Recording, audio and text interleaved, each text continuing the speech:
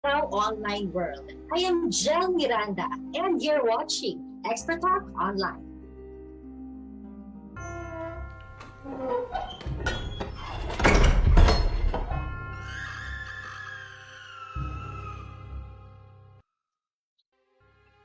Halloween, isang banyagang tradisyon ng agat na natin mga Pinoy. At sa panahon ngang ito, mas nagiging matingkad ang mga kwentong kababalaghan. Ngayong araw po pag-uusapan natin ang cultural impact ng ating paniniwala sa iba't ibang Pinoy mythological creatures gaya ng aswang.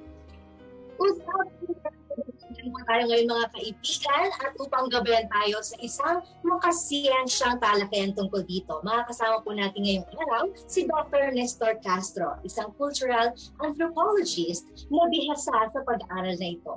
Magandang araw po Dr. Nestor. Magandang araw din sa iyo, Jel, at sa lahat ng ating mga nanonood at tagapakinig. I'm sure, alam niyo, Dr. Nestor, ako talaga personally excited ako sa discussion natin today. At siguradong yung ating mga taga-subaybay ay nananabik na sa ating talakayan ngayong araw. Kaya simulan na po natin itong ating usapang aswang. Paano po ba, Dr. Nestor, simula yung ating paniniwala sa mga aswang, manananggal o tiktik at iba pa mga mythological creatures dito sa ating bansa? Bago pa man dumating ang mga Kastila, may ganito ng paniniwala ang mga Pilipino. Unfortunately, dahil walang masyadong panulat nung panahon yon, nagsasalin-salin na lang sa isang verbal na tradisyon yung mga ganitong paniniwala tulad ng mga kwentong bayan, mga alamat. Pero nung dumating ang mga Kastila, naidokumento nila ito. Nakasulat ito sa mga sinaunang diksyonaryo na Espanyol at Tagalog. Meron na dong entry na aswang. At ang translation ng mga Kastila ay bruha. Kasi sa Kastila, witch ang pinakamalapit na tinatawag nilang bruha. Pero may mga description at merong mga regional variation ng mga description. So masasabi nating pre-Hispanico pa ito na paniniwala. Mukhang katutubo lang talaga sa Pilipinas kasi halimbawa yung manananggal, walang kakumpara sa iba pang parte ng mundo. Dito lang sa Pilipinas, mayroong paniniwala ng mga nilalang na napuputo ng katawan at umaangat yung itaas na bahagi. So, ito ay refleksyon ng malikhaing paniniwala ng mga Pilipino. Okay. So yun kasi usually, syempre lumaki tayo sa comics, di ba? Nababasa natin yung mga ganitong kwento. So yun talaga ay based lang sa imagination pala. Okay. May iba't ibang pananaw. May iba't ibang pananaw tungkol dito. Siyempre para sa mga nakakita ng aswang at iba pang mga nilalang, para sa kanila ito ay isang katotohanan, ano? Sa katunayan, ako bilang isang anthropologist, marami akong informants na nagpapatotoo na nakakita sila. Pero siyempre sa isang outsider tulad ng isang siyentista, ano? So tinitignan natin ano ang mga posibleng pagpapaliwanag sa ganitong mga klase ng phenomena. At maraming teorya at siguro hindi tayo makakatumbok ng iisang eksplanasyon. Merong mga pinapaliwanag ito sa psychological na pamamaraan, ano? Na dahil halimbawa sa panahon na merong mga problema, may stress sa mga individual, talagang ang manifestasyon ng ganitong mga nadarama nila ay makakita ng mga bagay na hindi nila nauunawaan. Pangalawa, meron namang teorya na nagsasabi na nung panahon ng pananakop ng mga Kastila, ang mga unang-unang lumaban sa mga Kastila ay ang mga babaylan. Ito ay mga katutubong pari at kadalasan sila ay mga babae. At sinasabi na ang pagpapalaganap tungkol sa aswang ay binasbasan din ng simbahang Katoliko para bansagan ang mga babaylan bilang mga aswang. So isang klase to ng diskriminasyon sa mga kababaihan at saka sa mga katutubong pari. Meron namang nagpapaliwanag ng yung hinahanap nila yung scientificong batayan tulad ng bakit kadalasan daw na ito ay natatagpuan sa Capiz o sa Panay dahil daw dito merong klase ng genetic frequencies na nagre-resulta ng mga involuntary muscle movements. So para sa isang outsider, sa tingin nila ay nagtatransform yung isang tao, ang mga aswang ay shapeshifters, ano? Pero yung hindi natin dapat baliwalain na malay natin kung may batayan at may katotohanan. Kasi ang siyentipiko namang pamamaraan ay mag-imbestiga at hindi basta-basta itapon, hanapin natin ang batayan ng mga bagay na ito. Actually, nabanggit niya yan sa copies kasi meron akong kaibigan before na parang na-offend siya kasi sinabihan na aswang ka, aswang ka. So parang sa kanya, hindi totoo na merong aswang sa copies. So meron siguro talagang iba, katulad na mention nyo kanina, na may ganong paniniwala. Pero doon sa iba, sa amin hindi ganyan, hindi totoo yan. So, dito natin makikita yung meron ng stereotyping, may mga pagbabansag. Yung particular sa copies, may historical na kadahilanan doon. Sa katunayan, may debate nga ngayon, iba yung tungkol sa tatlong bituin sa ating watawat na ang original na akta ni na Pangulong Aguinaldo, sinasabi ay Luzon, Panay at Mindanao. So, kini-question ng iba, bakit Panay? Pero nung bandang huli, ginawa na tong Kabisayaan. Pero kasi, ang unang-unang nagtayo ng mga balangay ng Katipunan ay sa Capiz. At sila, maraming revolusyonaryo doon. Ano? Okay. Ngayon, merong kwento na merong mga taga roon na pinatay ang kanilang mga kalaban, lalong-lalo na nung pagdating pa ng mga Amerikano dahil nagpatuloy pa rin ang revolusyon, na merong mga katipunero na pinatay ang ilang Amerikanong tropa at nilaslas pati ang kanilang tiyan at lumabas ang mga bituka. So dito may kumalat na kwento na, ay naku, mga aswang. Pero parang para sa isang manunulat, halimbawa, napakagandang isipin na meron palang revolusyonaryong mga aswang. Ano? So, merong historical tong batayan, pero alam naman natin ang mga kwentong bayan, nagsasalin-salin by word of mouth, at nababago ang mga bersyon, nadadagdagan ng nadadagdagan. Yan ang katangian ng tinatawag nating mga folklore, including urban folklore. Kasi sa mga syudad, hiwalay na ang mga tao sa kaganapan sa kadayunan, nadadagdagan na ang mga kwento. Nabanggit mo yung mga comics, dagdag ng mga pelikula. So, natatransform din maging ang imahe natin. Nung may contact na tayo sa Hollywood, parang ang aswang naging mga vampira na.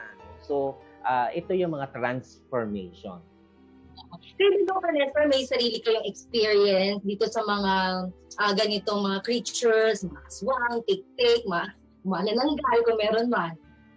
Ako, wala akong personal na experience. So, kung sa katunayan, gugustuhin ko nga, ano, kasi para mag-imbestiga, ano ba, totoo ka ba, bakit ka nagpapakita, pero unfortunately, wala. Pero meron akong mga nakakausap na mga informante, at kadalasan, itong nakikita ko, sila ay nagmumula sa mga maralitang sektor ng ating lipunan, sila ay mas matatagpuan sa kanayunan kaysa sa kalunsuran.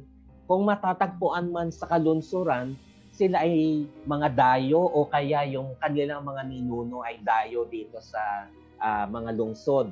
So, sa akin palagay, may demographic characteristics ito dahil ang mga taga-probinsya, ang mga nasa kanayunan, mas laganap pa sa kanila ang mga ganitong kwento-kwento. At admittedly, maraming mga liblib na lugar sa kanayunan na merong mga hindi maipaliwanag. Ano, halimbawa, naglalakad ka sa kagubatan, tapos biglang may kumakaluskos, o kaya may nakikitang nanlilisik na mata.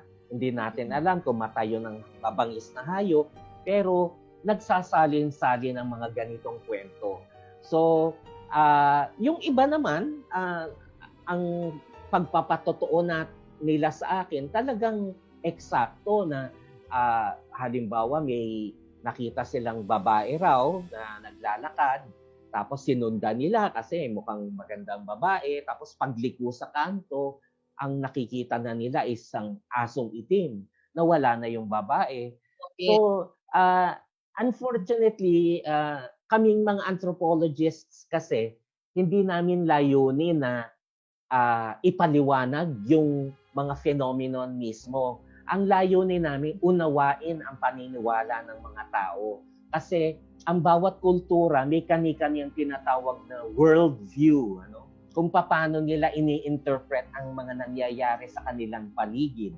At syempre, yung merong hindi moderno o western na worldview, ang pinanghahawakan nila sa mga pagpapaliwanag sa mga bagay na hindi nila maintindihan, huhugot sila mula sa ating mga tradisyon at mga paniniwala. Opo. At nabanggit niyo yan kasi syempre nagkaroon na ng iba't ibang paniniwala at marami na din pong relihiyon, di ba, na dumating dito sa ating bansa. So, kung i-base nga daw sa biblical itong mga bagay na ito, hindi daw mapabanggit naman sa Bible, o kung meron man, ay hindi yun yung pinatutungkol doon sa sinasabi mismo sa Biblia. Isa pang medyo nakakagulat, ano? Kasi sa ngayon, ang mga Pilipino ay kumalat na sa iba't ibang parte ng mundo, no? So meron tayong tinatawag na Filipino diaspora at marami sa ating mga kababayan ay mga yaya, no? Mga domestic helpers sa iba't ibang parte ng mundo. At meron na rin mga kwento maging sa Hong Kong, maging sa Europa na nakakatagpo sila ng mga ganitong kwento ng mga aswang. At ang kadahilanan dito dahil yung mga yaya na mga Pinay nagkukwento na rin sa mga batang Aleman, mga batang Pranses na nako, you don't go out there because the aswang will take you. So ginagamit ang aswang bilang pananakot. So nagiging parte ng tinatawag na socialization sa mga bata yung aswang na habang lumalaki ang mga bata, natututunan nila na merong mga ganitong mga bagay-bagay. So, in-export na rin natin yung paniniwala ng mga aswang sa pamamagitan ng ating mga domestic helpers. So, Dr. Nestor, ano yung pagkakaiba ng paraan ng depiction ng mga mythological creatures na ito sa panahon ngayon? Okay. Sa ngayon, dahil ang dami-dami na nating source of information, halimbawa impluwensya sa ating literatura o sa ating mga pelikula, malaki na nga yung impluwensya ng mass media, ng social media, ng Hollywood. So ang mga depiction na ng mga aswang, kadalasan may mga pangil, sumisip-sip ng leeg at kinukuha ang dugo na karakteristiko ng mga vampira. Kasi sa mga sinaunang kwento tungkol sa aswang, hindi naman ganon. Ang kinikwento, sila ay nagtatransform sa pagiging mga hayop, nagiging aso, nagiging baboy, nagiging ibon. Yung manananggal, kung sumisip-sip man ng sinapupo na ng nanay, yung buntis, merong mahabang sinulid na dila, tatagos sa tiyan. So ito yung mga katutubong kwento pero nagbago na impluwensyahan. Hindi naman ako nagtataka ron dahil sabi ko nga karakteristik yan ng folklore. Nagpapasalin-salin ng mga kwento, nadadagdagan, nababawasan. Ikalawa, lahat naman ng kultura nagbabago. Hindi naman estatiko ang kultura kaya hindi natin dapat questionin kung bakit ganyan na, bakit ganon. Sa modernong panahon, nakakagulat na marami pa ring mga Pilipino maging sa mga syudad na naniniwala rito. Pero sabi ko nga, sila kadalasan ay nasa mararitang segment ng ating lipunan. Siguro ang refleksyon natin dito, kasi naman marami pang maralitang Pilipino, kasi naman marami pang hindi nakapag-aral.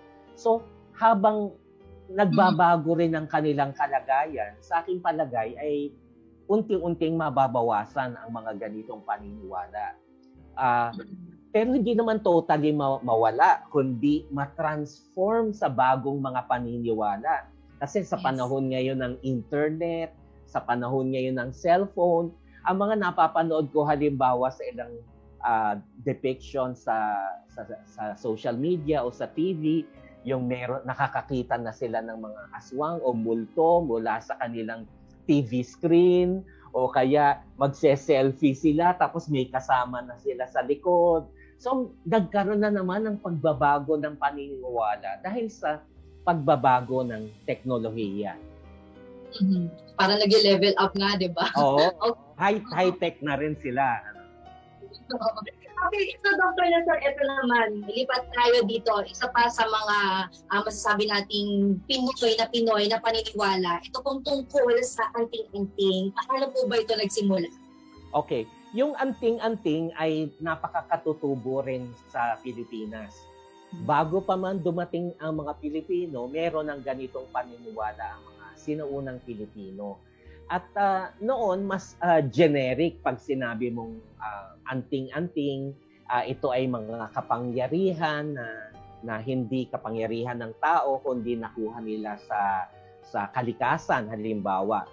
Halimbawa, ang isang sinaunang kwento tungkol sa isang anting-anting o agimat ay yung mutya na pumapatak daw mula sa puso ng saging at aabangan mo yon, pero kailangan mong makipaglaban sa mga kapre bago mo siya makuha. O kaya isang inilibing na pusang itim sa nakakrus na daan, tapos huhukayin mo, kukunin mo yung ngipin nun at ginagamit mo bilang anting-anting. So ganyan ang mga kwento nung dati. Pero nung dumating ang mga Kastila, nag-introduce ang mga Kastila ng mga medalyon na mayroong mga santo. So na-transform na naman ang anting-anting. Nagkaroon ng mga simbolong Katoliko. Meron ng halimbawa mata ng Diyos na tinatawag na Deo Omnipotente, yung triangulo yan, nabebenta yan sa Quiapo, tapos may mata, na tinatawag yung anting-anting na yun na tagabulag kasi maari kang hindi makita ng iyong mga kaaway. So ito sa anthropology, tinatawag namin itong syncretism. Ito yung paghahalo ng dalawang tradisyon. May tradisyong katutubo, may tradisyong galing sa Katolisismo o kaya sa mga Kastila, tapos naghalo na sila. Meron yung mga anting-anting na nakasulat na sa wikang Latin, di umano. Pero pag inimbestigahan mo, marami doon sa nakasulat na yon, walang mga meaning sa Latin. Ngayon, pag tinanong mo, hindi naman Latin yan, wala namang kabuluhan.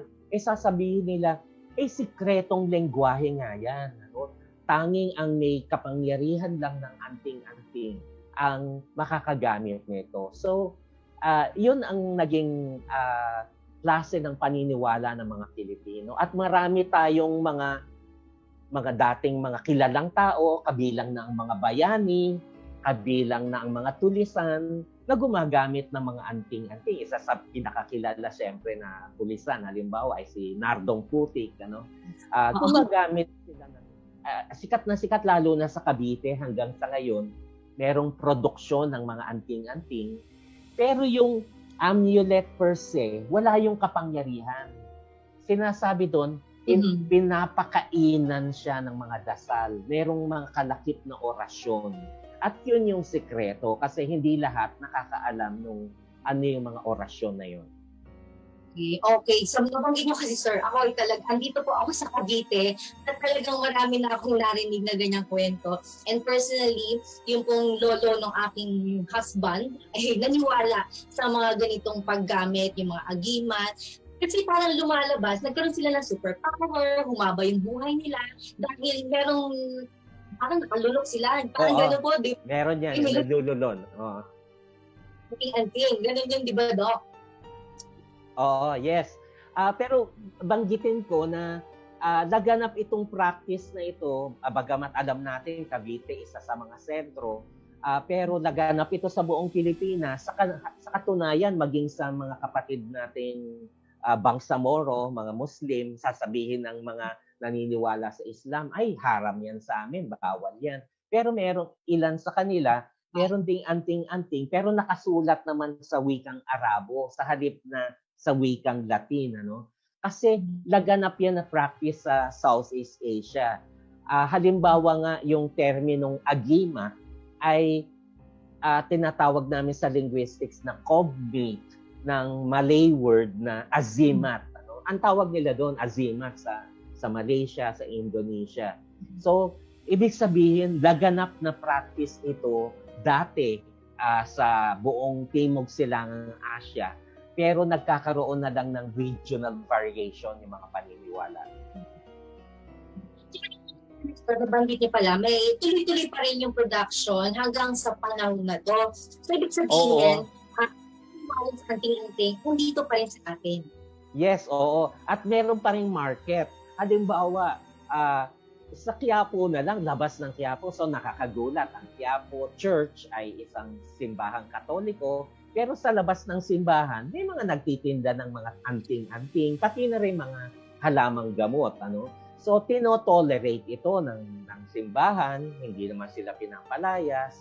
Pag tinanong sila, sabihin pwede namang dekorasyon yan o kanya-kanya naman tayong paniniwala. Ako sa katunayan, dati meron din ako, pero dahil maganda ang tignan, ginagawa kong kwintas. Ano? Meron pa ring market dahil may mga naniniwala. At sa aking palagay, ang isang tinutugunan nito na function, kasi ang iba't iba kasing parte ng kultura, meron yang tinutugunan na function. Ano?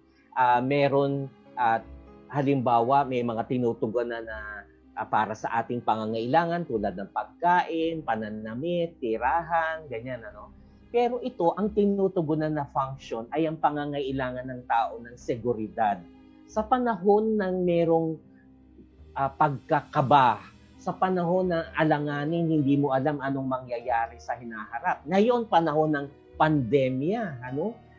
Mamamatay ba ang mga miyembro ng aking mga pamilya? So maraming Pilipino hahawak sa mga agimat, hahawak sa mga anting-anting para magpalakas ng loob sa kanilang mga sarili. Ayan, Dr. Nestor, talagang sobrang interesting po itong ating tinatalakay. Mga kaibigan, dyan po muna kayo dahil yan muna mga paalala. Patuloy-tuloy pa rin po ang ating kwentong kababalaghan sa magbabalik po ng Expert Talk Online.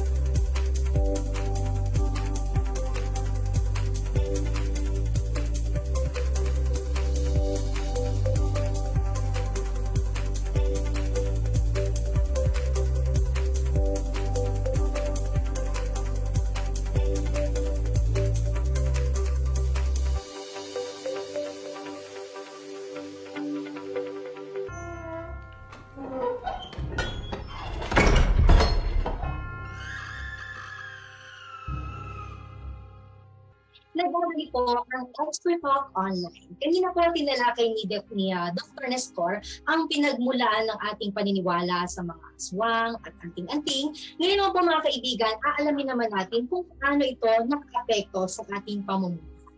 So Dr. Nestor, ano po mga modern day practices ang na-impluwensyahan ng mga ganitong paniniwala? Okay. Marami sa ating mga ginagawa sa kasalukuyan, hindi na natin alam saan nagsimula. Pero sa katunayan, ang malalim na pinanggalingan ng mga ito ay dahil nga sa paniniwala noong ating mga ninuno tungkol sa mga ganitong mythological creatures tulad ng mga aswang. Halimbawa, tuwing gabi, meron tayong pamahiin na ay huwag kang magwawalis kasi malas na magwalis pag gabi. Pero ang mas malalim na kadahilanan doon noong unang panahon, bawal magwalis dahil lalo-lalo na kung papalabas at sa gabi, kasi maaamoy ng aswang yung kalat ng mga tao na nasa loob ng bahay. At dahil matalas ang pang-amoy ng aswang, malalaman nila kung merong buntis na babae doon sa loob ng bahay o wala. So kaya pinagbabawal ng mga matatanda, huwag kang magwawalis. So sa ngayon, sa mga bata, hindi na nila alam yung pinanggalingan ng practice. Diba, sa totoo naman, kung may kalat ka, dapat ka magwalis, no? Kasi ito ay unhealthy. Pero sa ganun kasi nanggaling, ano? Isa pang paniniwala na hanggang sa ngayon ginagawa ng mga Pinoy, ang mga Pinoy, hindi sila nagtitingin ng diretso sa mata. Hindi tulad ng mga Westerners na if you're frank with me, look at me straight into the eyes. Pero sa atin, offensive ang makipagtitigan sa mata. Halimbawa, pag nakasakay ka sa loob ng jeep, meron kang kaharap, nakipagtitigan ka, di ba umiiwas, ganyan, ano? Kasi lalo na sa mga lalaki, o nakakapanlalaki ang pagtingin mo. Meron ka pang mababasa sa tabloid. Dalawang lalaki nagsaksakan dahil sa masamang tingin. Ang mga dayuhan hindi naintindihan. Ano ba yung masamang tingin na yan? Ang pinanggalingan na naman ng ganitong practice, nung unang panahon, malalaman mo kung ang isang tao ay aswang pag tinignan mo siya sa mata at ang reflection ng image mo ay baliktad, aswang yung kaharap mo. So, nag-develop na social etiquette, wag mong tignan sa mata para bang sinasabi mong hindi kita sinusubukan kasi naniniwala akong mabuti kang tao. So marami sa mga practices natin ngayon, hindi na natin, lalo na kultura ang pinag-uusapan natin, hindi natin alam saan nagmula, pero nanggaling sa mga ganitong paniniwala. Ikatlo pa, tungkol sa pagkain. Maraming pagkaing Pinoy na maraming bawang tulad ng mga longganisa, ganyan, ano, mga tapsilog. Kasi ang mga Pilipino mahilig na ang pamamaraan nila ng pakikiramay sa iba pag may nakitang dumadaan. Oy, kain tayo rito. Paano kung ang tinawag mo aswang pala na dumayo sa inyong lugar? So nilalahukan nila ng bawang ang mga pagkain para panigurado na hindi aswang yung, kasi ang bawang ay pangontra sa aswang. So ngayon, alam na lang natin yung culinary tradition, alam na lang natin yung social etiquette, alam na lang natin ay pampaalis malas, pero malalim pala yung pinanggalingan. Kaya kami, bilang mga anthropologists, gusto namin ang mga bata mapag-aralan din ano ba ang pinanggalingan ng mga ito, hindi para maniwala sila sa aswang, kundi maunawaan nila kung paano ang mga kultura ay nagbabago sa bawat panahon. Actually, ngayon pala, Dr. Nestor, alam mo yung mga kwento mo, parang namamangha na parang ngayon ko lang siya narinig, ay, ganun pala yun, di ba? Parang ang sarap-sarap na malaman na, ay, ganun pala yung kwento na alam ko, halimbawa katulad yung sa mga bawang, kasi bawang, ba't ba matatakot ang mga aswang sa bawang, di ba? Ay, yan. May tanong ka, bakit matatakot sa bawang? Kasi may dalawang pangontra sa aswang. Siyempre, marami pang iba tulad ng Bendita Agua, mga cruz.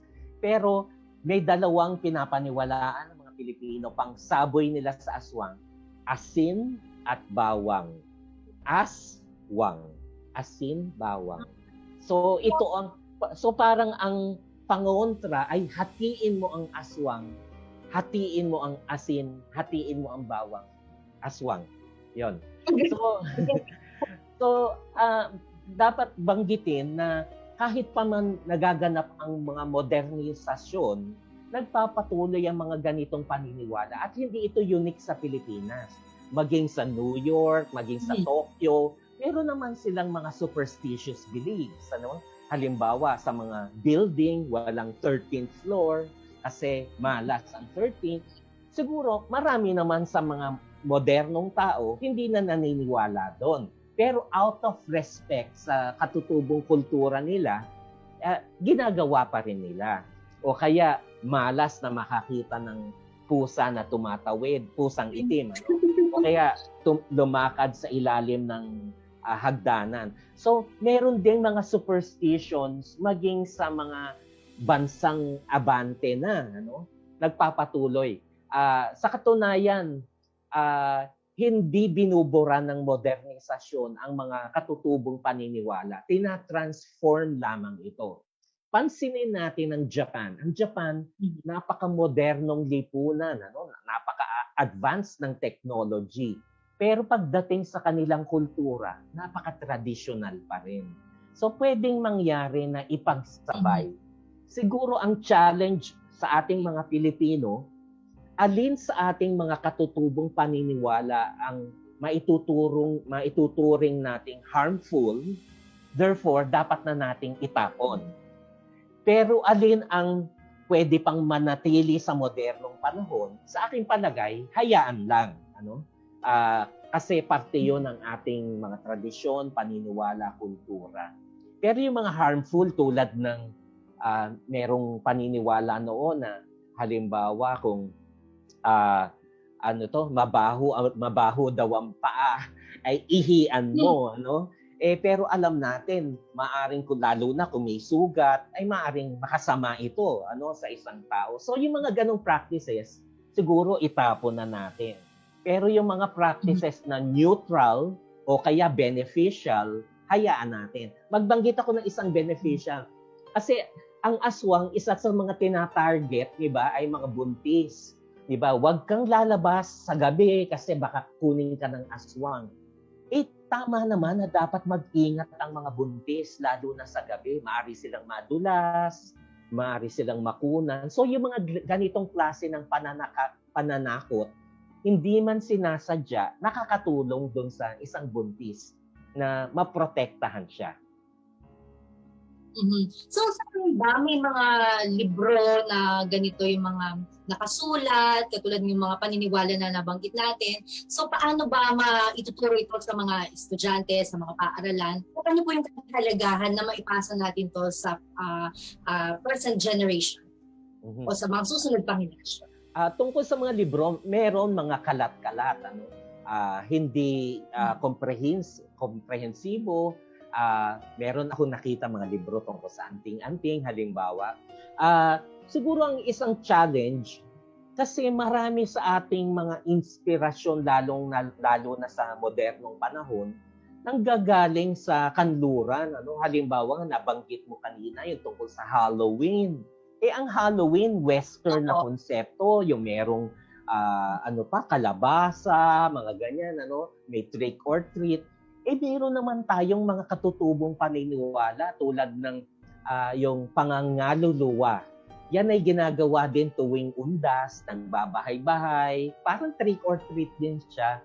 Tapos yung ating mga multo, hindi mga Frankenstein, hindi mga vampira, kundi mga aswang, kapre, tiyanak.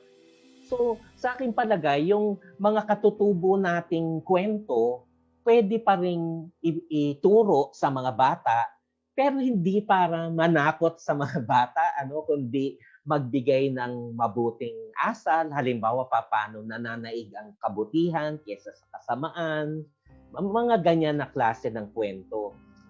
So, dapat siya nagiging parte ng mga module sa pag-aaral, halimbawa sa Department of Education, kasi alam ko sa klase ng literature o panitikan, ang tinatalakay ay ang mga epiko ng mga Greek, pero wala tayong alam tungkol sa alamat ng ating mga ninuno, mga kwento ng ating mga ninuno. So, dapat side by side. Hindi naman wag natin pag-aralan yung mga Greeks. Hindi. Pinag-aaralan din natin ang world literature, pero pinag-aaralan din natin ang ating sariling literatura.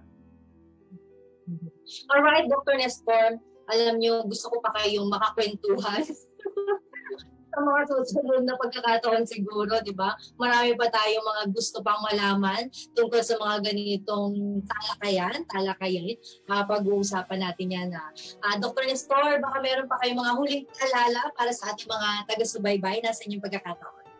Okay. So yung mga ganitong kwento tungkol sa mga aswang, manananggal, kapre at iba pa, ito ay parte ng malikhaing tradisyon ng mga Pilipino at maaring pagpulutan ng mga inspirasyon ng mga manunulat, gumagawa ng nobela, gumagawa ng mga kwento para sa pelikula at so maaari pa itong magpatuloy kahit sa modernong panahon. Nagiging parte ito ng identidad ng mga Pilipino. Sa katunayan, yung iba nga ina-appropriate na sa atin eh. Halimbawa sa American TV series na Grimm, meron na silang depiction doon ng aswang at ang tawag nila aswang. So sila na ang nag-a-appropriate.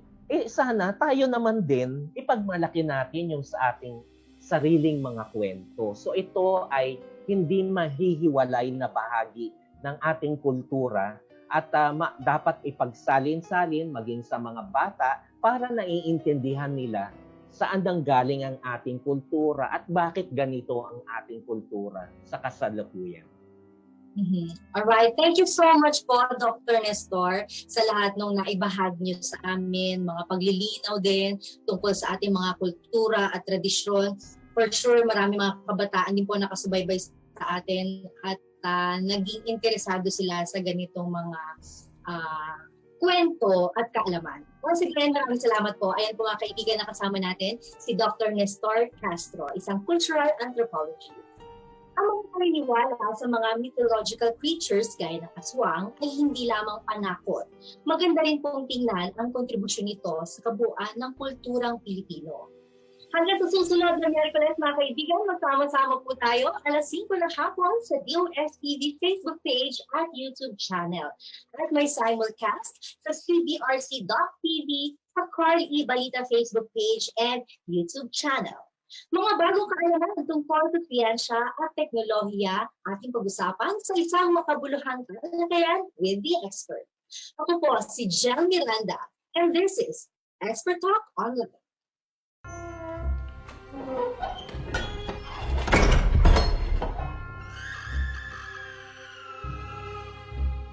Kami bilang mga anthropologists, gusto namin na ang mga bata mapag-aralan din ano ba ang pinanggalingan ng mga ito, hindi para maniwala sila sa aswang, kundi maunawaan nila kung paano ang mga kultura ay nagbabago sa bawat panahon.